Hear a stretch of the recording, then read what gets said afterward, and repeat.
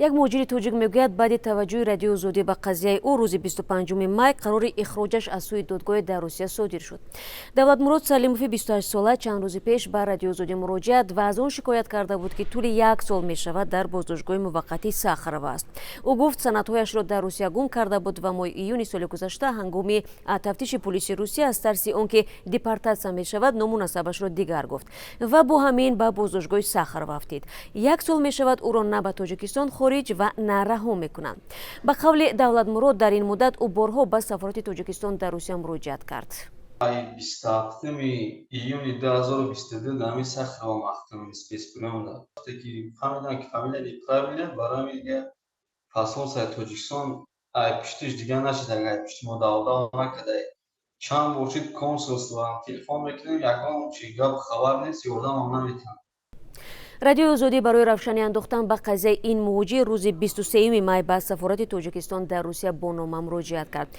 این نهاد روز 26 مای در پاسخ کتبی به رادیو زودی نوشت که از قضیه دولتمرود سلیموف آگاه بوده برای برگردانیدن او به وطن تلاش دارد. خود دولتمرود هم میگوید بعد توجه رادیو زودی به قضیه او 25 مای یعنی دیروز بالاخره محاکمه دادگاهیش صورت گرفته و قرار اخراج شدنش صادر گشت. همین طور یک گروه دیگری مجرمین توجیک نیز در انتظار فرستادنشان به وطن هستند. چند از زادگان تاجیکستان که 25 روز می شود در بازداشتگاه موقتی شهروندان خارجی در شهر اوفا قرار دارند وعده گرفتند که اول هفته آینده به وطن انتقال داده می شوند. یکی از آنها روز 25 مای در صحبت با رادیو زودی چنین گفت: اول مشکلی نبود خوردن سوسمان. حاضر چی شده است؟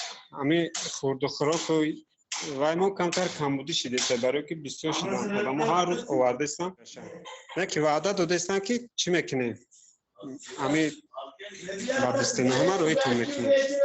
اینجا بسیاری بودن، آذربایجانی بودن، ازبکا بودن و یک 18 روز ایستادن رفتن. ما را اجازه ندادن، ما را گفتن که بیستیم دست خودش بلیت میگیره.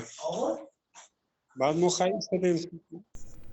این مصاحبه من در ادامه صحبتش افزود که همه روزه به بازداشتگاه آنها از 5 تا 10 مهاجر رو میارند که بیشترش تاجیکان میباشند. از روی حساب او حالا در این مرکز تقریبا 70 زاده تاجیکستان نگهداری میشود.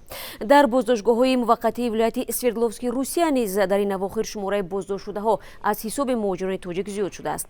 یعقوب جان عمرov معاون اول رئیس شورای حوزوی جمعیتی نزد کنسولگری تاجیکستان در یکاترینبورگ میگوید پیوسته از احوال بازداشت شده ها خبر میگیرند. همین هفته گذشتگی افزود همین روز دوشنبه منتظم به وطن فرستاده استیم شهروندویا، یعنی روزهای کاری دوشنبه، سه‌شنبه، چهارشنبه، پنجشنبه همین روزا دا دویمو ریس هست خانه فرستاده استیم. باز 100 یعنی سحری ما پرسیدم 104 نفر شهروند ما است در همین بازگاه نگاه می‌دارم. ما کوشش قطعی همین ارگانوی که می‌سو می‌گیریم خدماتایی که دایر به همین انتقال شهروندای ما سر و کار داره ما دائما در علاقمندی کار میکنیم.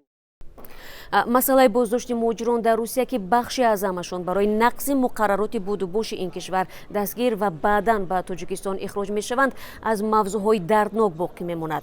در چند سال اخیر نزدیک به 300,000 شهروند تاجیکستان از روسیه رانده شدند. مهاجران تاجیک اکثرا با ارسال عکس و نوار از بازداشت‌های بی‌اساس و شرایط بد نگهداری در بازداشت‌های روسیه شکایت و مقامات تاجیکستان را برای حمایت نکردن از آنها تنقید میکنند.